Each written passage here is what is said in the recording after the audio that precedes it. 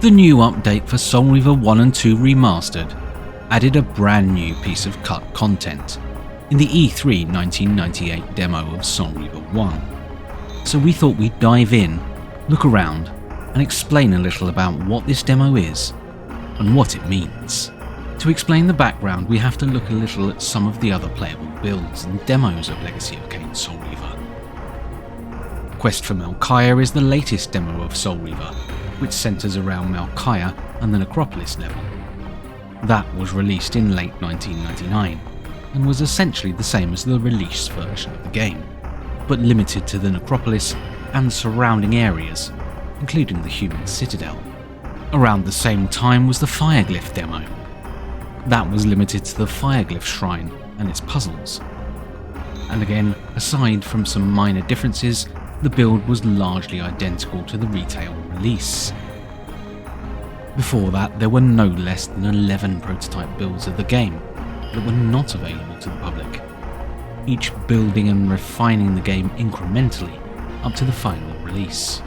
From these prototypes, we can tell that the lost levels of the game were cut around March 1999, as the builds in January and February feature the lost levels, but the builds in April shows the aftermath of the cuts, before the May beta builds show a vision much more in line with the finished product.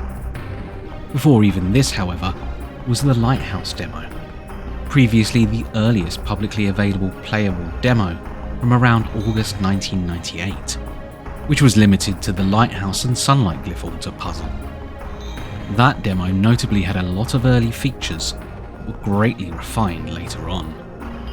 Now we have an even earlier playable build of the game in the E3 1998 demo, with that making the dates around May 1998. As the name suggests, it was available to industry insiders at the E3 Expo. It just never made its way to the wider fandom before. And it seems that while it was not largely playable to the public, the build was not entirely unknown, as screenshots from this build appear to have been used in numerous previews of the game before release. So what does the demo contain? Well, for starters, be aware that this build was intended for public consumption, albeit being only available to industry insiders. So this means that the build would have been considerably more stable and reliable than some of the later prototypes. And it seems that considerable effort went towards making some of the areas developed first look as good and polished as possible. But there's also another wrinkle at play here, as the E3 demo as presented is somewhat anachronistic, as this is not quite the same E3 demo as it would have appeared to the press in 1998, but a more refined version combined with some of the later developments to present a version of the build truly fit for wider public consumption. Some features of the 1998 demo would not be compatible with the current version of the games, and some features available here would not have been available in the actual 1998 demo, but have been backported so the demo plays nicely with more recent coding. So as the Lighthouse demo will attest, things like the models of Raziel and the enemy classes are notably later developments that we know were in a much simpler state in 1998, as was the design of the glyphs and their animations, which were not finished until some time after the cuts. The same is true of Eldritch Energy, which wasn't implemented until much later, and aspects of the HUD are much more recent. So just be aware that while we are seeing the layout of the E3 demo, some of what we're seeing is not truly as it would have appeared then, which would have been much more in line with the Lighthouse demo. There are also hints that there may be a couple of bits of cut content from around the time of the E3 demo that have not been included in the updated modern version of the demo. These include humanoid souls and a fully gripped and hilted Soul Reaver blade, both of which would ultimately be included in Legacy of Kain Defiance once technology caught up. With that said, there are a number of key features from retail builds that are missing or unfinished. Most notably, the shift glyph is greyed out, which appears intended to block access to the spectral realm. It similarly didn't make the cut for the Lighthouse demo, but had appeared in video demonstrations at the time. There are still ways to get there, such as dying or reloading a level in the debug menu, however. Visiting the Spectral Realm reveals little difference to the Material Realm, although there are the trademark green Spectral Reaver and blue flames. There are few different textures, and virtually no morphing geometry. You can see the genesis of the idea if you visit the chapel beneath the Sarafan tomb. This is acknowledged in the developer interviews as the first room to have spectral deformation implemented. Speaking of flames, much of the areas of the demo are lit with some distinctive sconces that are at a much earlier design phase than used in the retail game. The flames in them are notably flat sprites that will be replaced by an effect in later builds. Another notable absence is climbable walls. As was discovered in the early prototypes, the climbing ability went through a few alterations, and in many places here, blocks are used as platforms to jump up, rather than a discrete climbing ability. Raziel does possess the ability to swim by default, but phasing appears to be absent.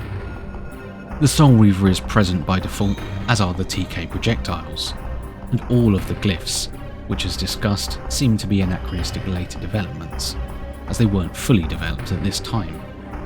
However, the rest of the weapons are reduced to a single spear design, with the early dart design appearing regularly along the walls in place of other weaponry designs. It should also perhaps be noted that the debug menu here is something of a later development. It appears very similar to the retail build, and much of the menu is either non-functional or causes the game to crash. Object interaction is minimal, and levers are either not present or don't work in the same way, often needing to just be struck to make use of them. In the same vein, much of the block usage is absent or not implemented correctly. Although block puzzles are present, they either have static and movable blocks or do not complete properly, and in most cases Raziel cannot grab or move blocks. There are, however, a few occasions where block usage is permitted. Enemies are less frequent than the retail game, and their AI is somewhat rudimentary, and they can often ignore Raziel and keep to set patterns, fail to attack, have unexpected or strange behaviours, or even just follow Raziel around. As mentioned previously, the classes featured are somewhat anachronistic, as neither was finished at this stage in development, and they are much later developments, taking the place of earlier parts that wouldn't play along. So let's have a look at what's in the levels here. To start with, beginning the demo drops you into this circular room, which acts as something of a hub, with 3 marked doorways on the lower level and 3 on the upper level, each leading to a discrete subset of areas, with each area being something of a truncated mishmash of some of the most distinctive rooms, with each giving an impression of the most complete and polished locations in the game at the time.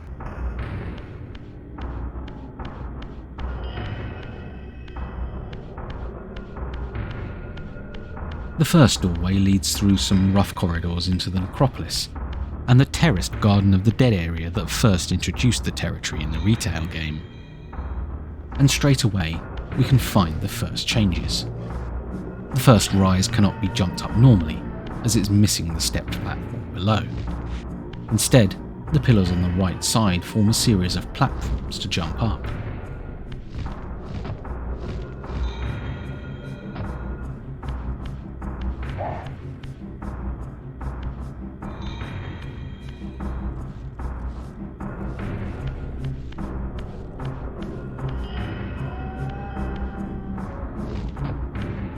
In the side room there's another change, as the movable block is missing, and Raziel can simply jump up to the next area. In the upper area, there are no Melkheim flags, as the banner symbols hadn't been designed yet, and some of the arrangements of the gravestones are different, with a number of wallspike hazards absent, with fire pits in their place. Much like the Alpha, it's the original Externstein relief that dominates the area, a real-world sculpture relief in Germany that forms the basis of the mural. In the final game, this would be defaced and overwritten with Melkheim's symbology. Looking back, you can even see the textures of the relief jumbled up in the level below. Moving up and the ramps have harder edges with less detail, and the charnel house at the top has simpler wall textures and lacks enemies or a sunbeam hazard. It's also missing a gate, so Raziel can simply walk through, but rather than going down a spiral staircase to the lake, this build skips several areas and leads directly into what would in the retail build be the ramp leading up to the main descending crypt, except here this hallway is flat and has a few more pillars.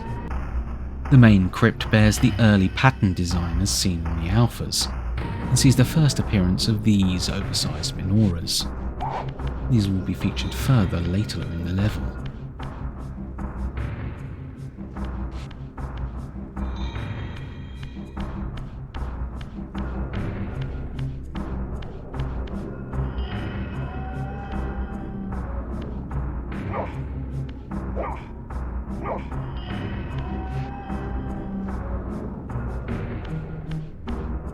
There's no lift leading down to the engine room, so you can simply jump down, although you do need to use the rise command to get back out. The corridors below still have the branching paths, but both ramps contain vampires rather than one having a hunter, and the machine is already running.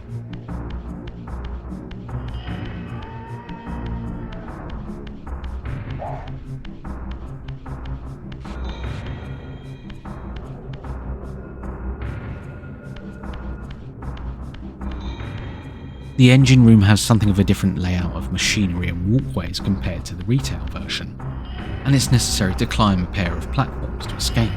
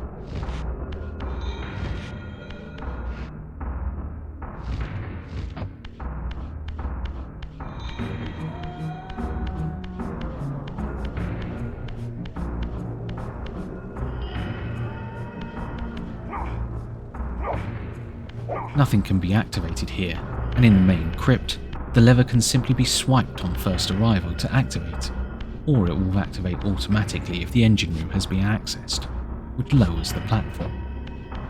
None of the lower platform puzzle is present, and the platform drops all the way to the bottom, so Raziel can jump all the way down straight away. You can reach the level with the passage leading down, but it's not marked by the same scratches found in the retail game.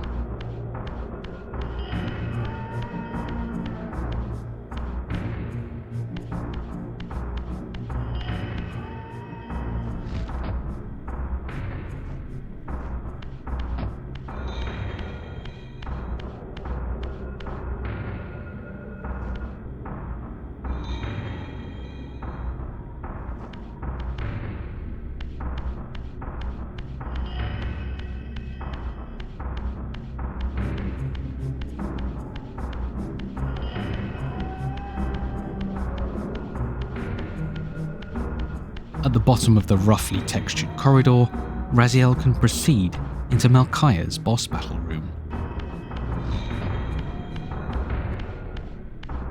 Of course, Malkaya isn't present, so there's no battle to be had, and most of the ingredients are missing, including the various levers and the meat grinder, and instead there are lots of the more decorative pillars seen earlier in the level. However, there is one thing that's very noticeable here, and that is Malkaya's platform, which appears very differently to its retail counterpart. Instead of the sloped open area seen in the retail version, this version has a series of high steps leading up to a human-sized throne, flanked by a pair of flaming menorahs. This backdrop in particular is familiar, as it was shown in several pre-release screenshots, but had never been definitively identified in a build until now. The human-sized throne, of course, raises some questions about the original visions of the lieutenants.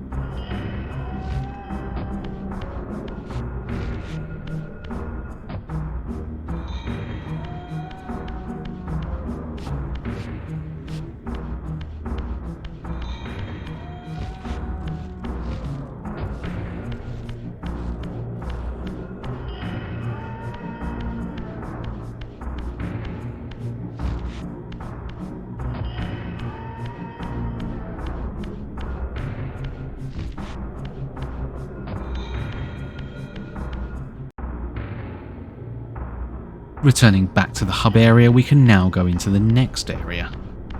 This leads to a rocky corridor that descends underwater.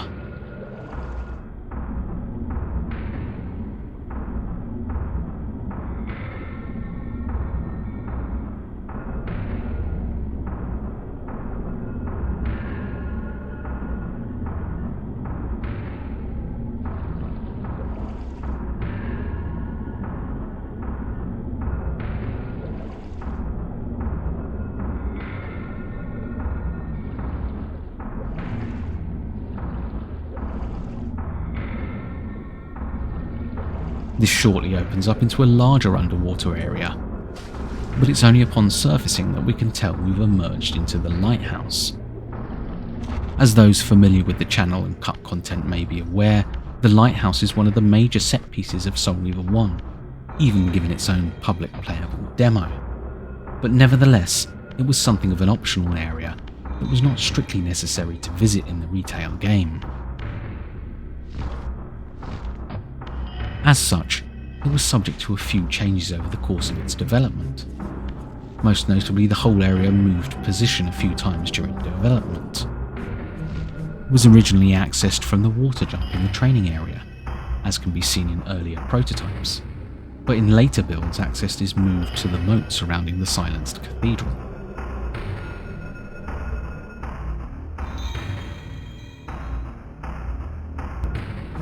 Here shows another completely different entry point, reflecting how modular this area of the game world was.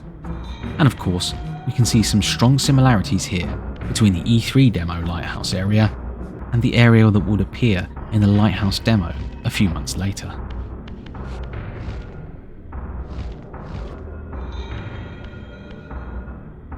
The initial starting area seems little different to later builds, but with some subtly different ledges, some of which are more difficult to climb.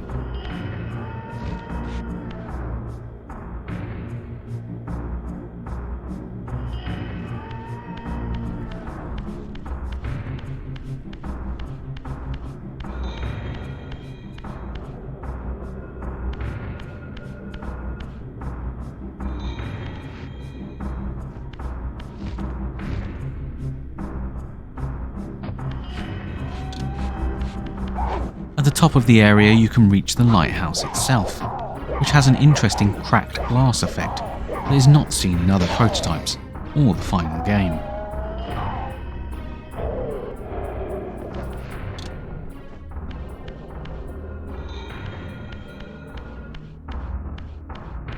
Progressing through the top corridor leads to the other side of the lighthouse, which is also similar to its retail counterpart.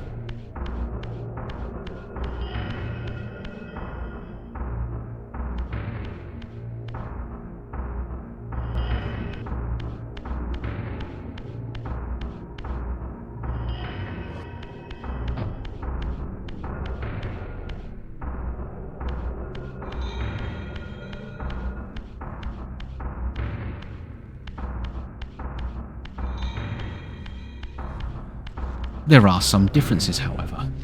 In the side chamber there's very little to do, as there are no levers to activate and no blocks present, so everything remains static and unmovable.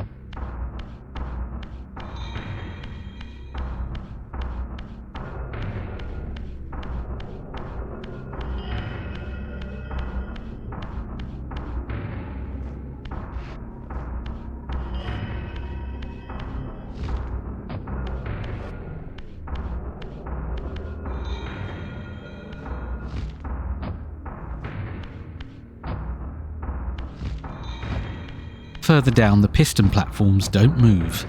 There is no access inside the lighthouse, and the opening at the foot of the lighthouse is blocked. This area ultimately leads to dead ends, with no access to the sunlight glyph altar found in the retail game, so we must return back to the main hub.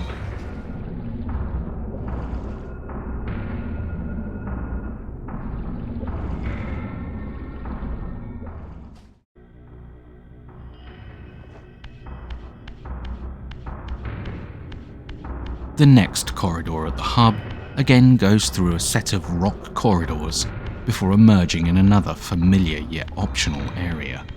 This is the stone area below the fallen Nupraptor's retreat, and as you can see here, the initial area has much in common with its retail counterpart on the lower level, although there are some notably unfinished textures and graphical artifacts.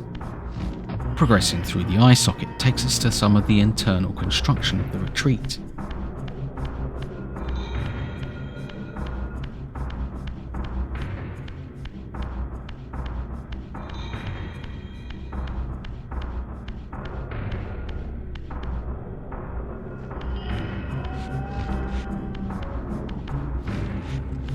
And again, this looks quite similar, but there are some changes in positioning of the wooden platforms, meaning players make their whole way up in the material realm.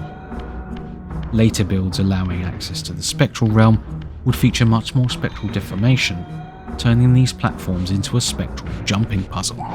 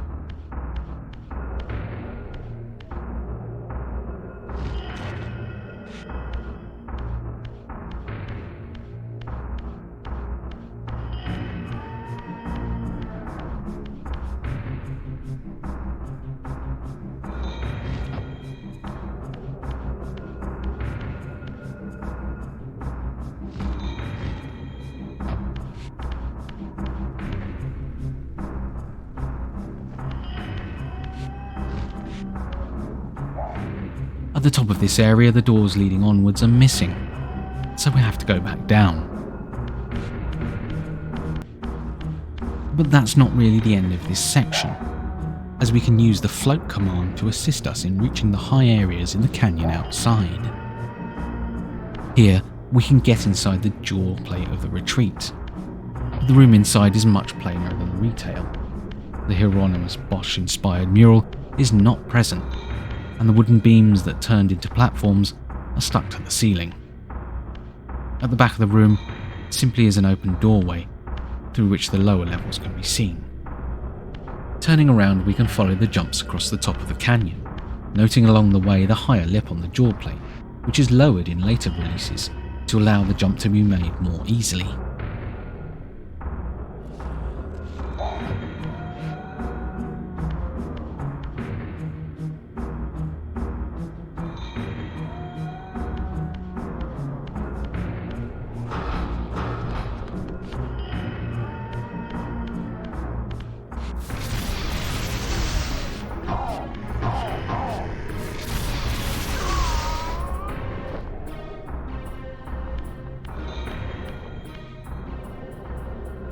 Across the canyon there are no further constructions to see or access, and there is only the one ledge to follow that leads into the Stoneglyph altar.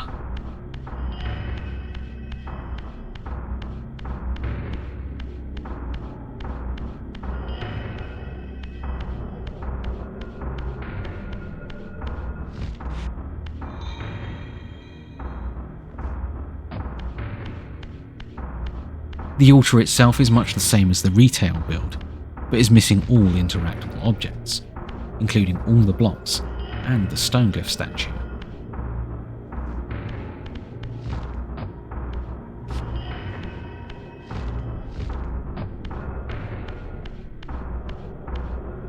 Moving through to the back corridor, we can see a pile of plain blocks that will eventually become the keys to solving the puzzle.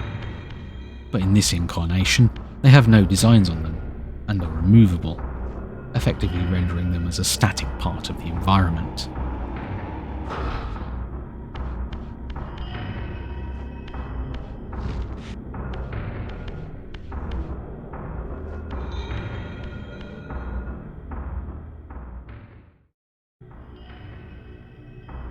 Returning back to the hub area, we can now go to the next area.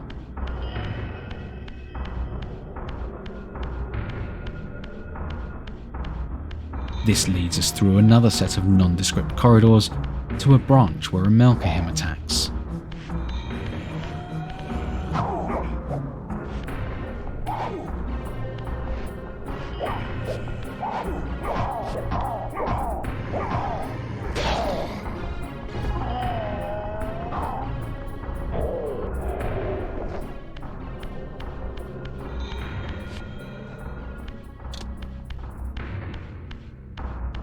The next room forward gives us away as the tomb of the Sarafan, with the ribbed walls being a much more subtle plate-like design in the retail game.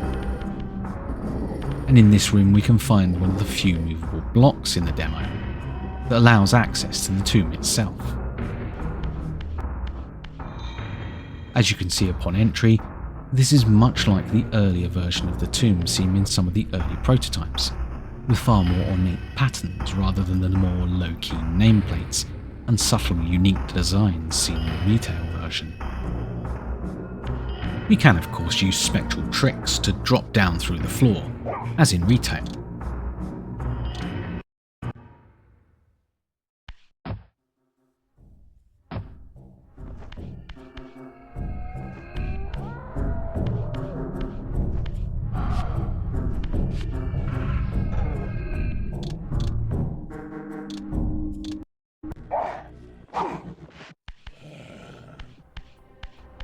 Or we can go back to the fork and use the other branch to reach the bottom of the next room.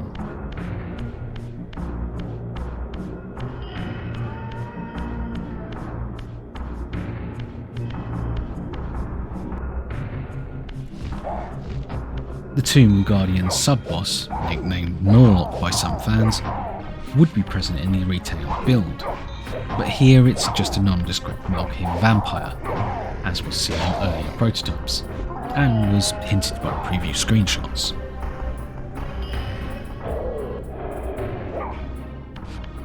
There's no ability to gain here, and the block leading to the next room is already pushed out partially, showing where to go.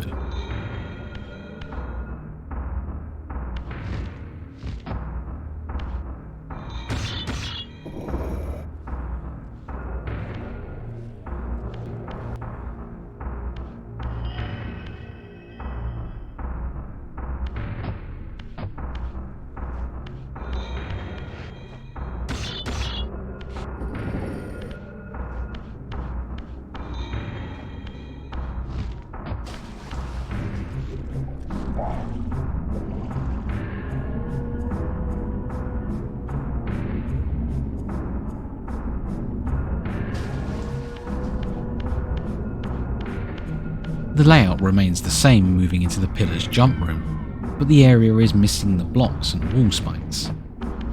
At the end, instead of a climbing wall, several block-shaped protrusions stick out of the wall, allowing Raziel to more easily jump up.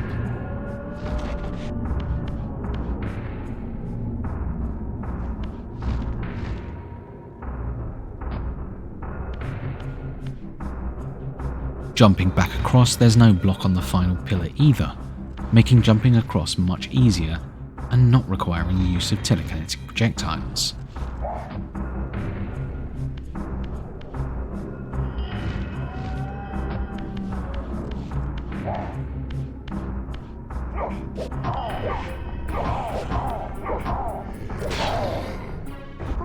The fork leading straight ahead has something that may be familiar to some of our previous viewers.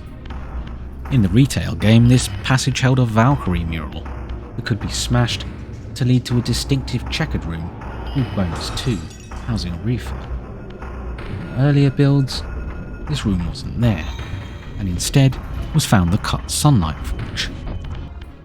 So it is here in the E3 demo, with the Sunlight Forge present here, and images of this room from the E3 demo were present in previews that sparked the imagination of players and led down the path to rediscover the cut content. Of course, the forge can't actually be used to imbue the Reaver here, and even its spectral realm colour change hasn't been implemented yet. Going down the right fork instead leads us to the chapel area, again with some distinctive checkered floors. Unlike the early prototypes, it's smaller and has some different wall textures than its retail counterpart.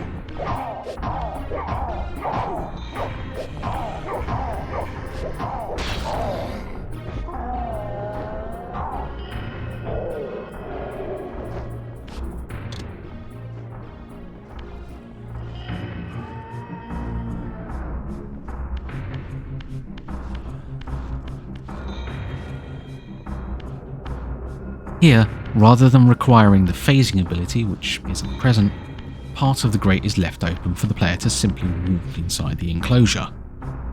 Inside, rather than needing to move the block into place, a block of a different design is embedded into the wall, allowing the jump up to the next level. In retail, this would lead out to the drowned Abbey areas, but here it's a dead end. Before we go back to the hub, there's one more thing to note in this area. Switching to Spectral gives us some actual spectral deformation of terrain. It's subtle compared to some of the areas of the retail version, but it's definitely present. This matches up with developer comments that the chapel was one of the first areas where spectral terrain morphing was implemented.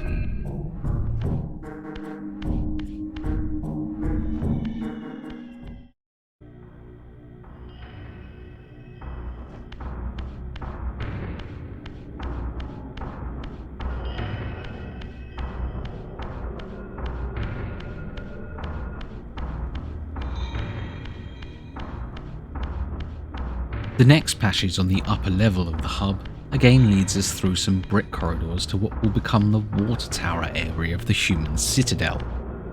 Again, at first viewing it seems much the same as retail, but there are some notable differences.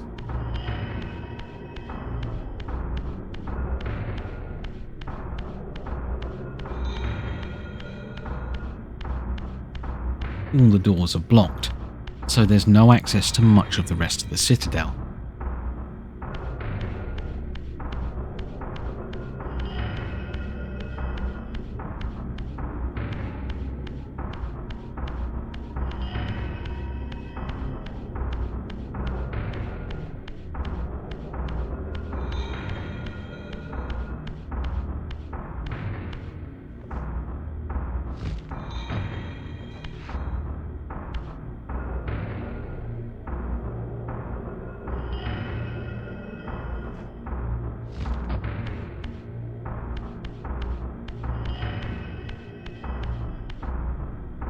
And again, by floating, we can discover some hidden extras that appear to have been greatly toned down in later builds, with a number of higher platforms forming the beginnings of a jumping puzzle.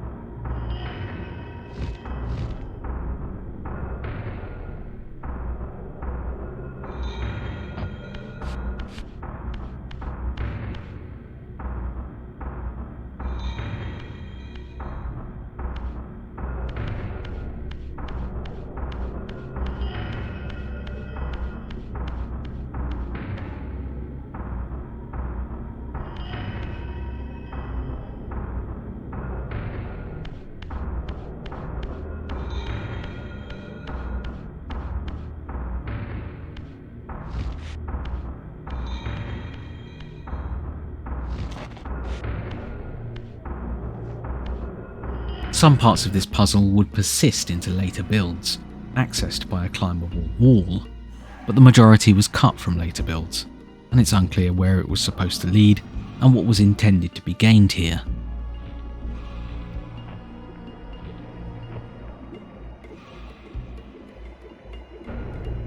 Another interesting note is that this area does have some exaggerated terrain morphing in the spectral realm, suggesting further testing was underway on the concept.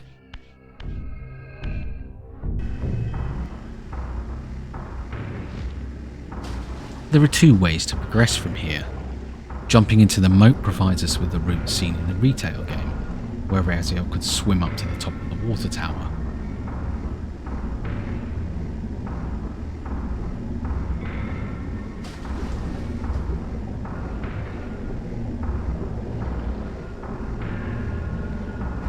However, the E3 demo shares another route in common with earlier prototypes, in that a door at the top of the tower is open, so you can also jump in from the top, although you'll need to use the rise command to get up this high.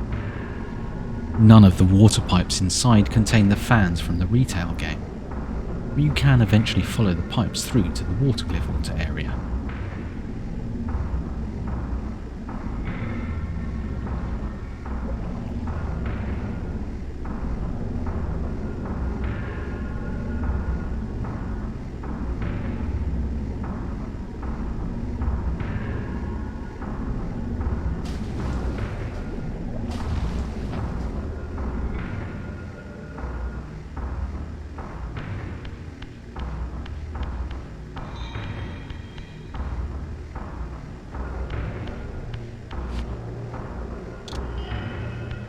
Going to the altar reveals that, like the stone glyph, the statue is missing.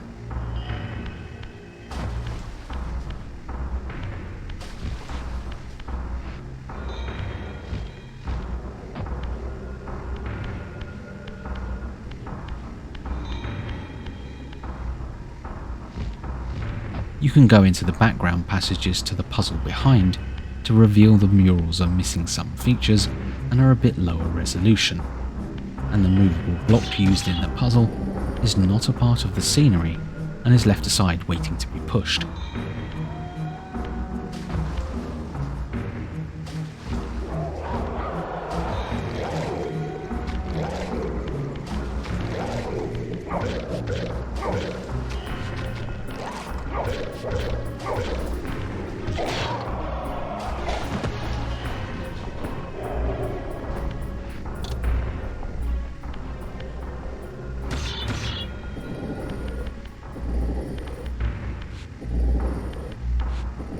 You can push it down to find another block, and you can plug the gap, but the puzzle will not complete.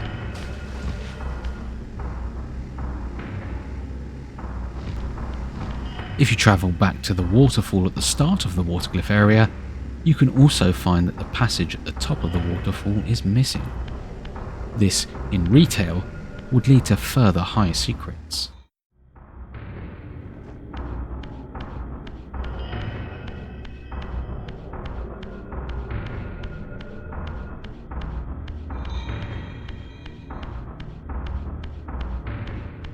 The final passage from the hub area takes us through some corridors and out to the boat area preceding the drowned Abbey.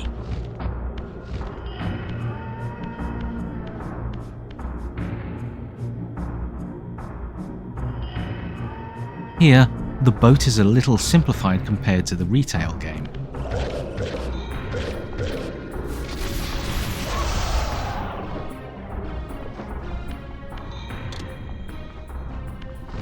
The boat itself is static and doesn't move, and there's no ledge to jump to on the other side.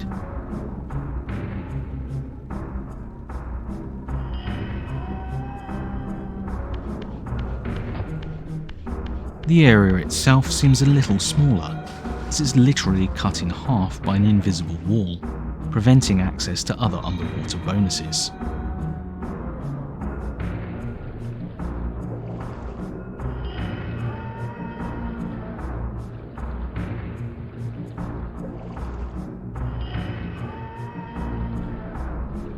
This leaves only one choice of direction, an underwater passage underneath the waterfall, which in retail led back to the start of the passage.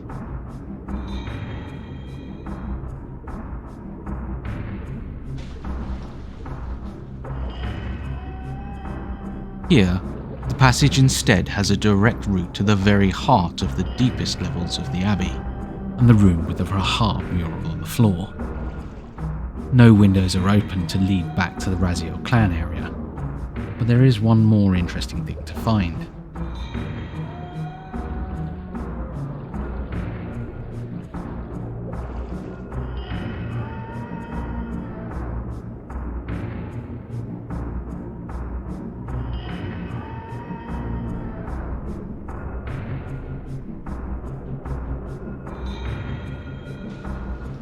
Go down the side passages and follow the stairs down, and you can get to the bottom level, where you can find another forge.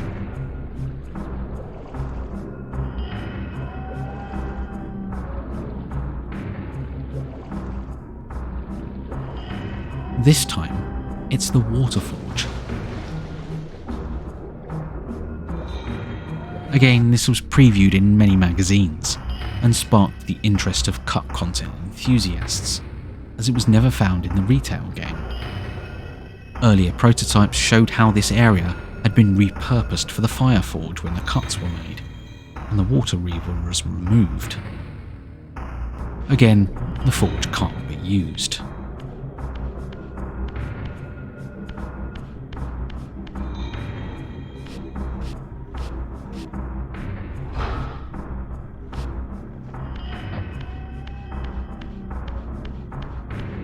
So that's about the shape of the E3 1998 demo. It's a fascinating screenshot of some of the early development of Legacy of Kain Soul Reaver that shows a lot of what would be to come, and some tantalising hints of what would be cut until the lost levels illuminated the content years later. We hope you've enjoyed this dive into the demo, and we'll have more coming soon.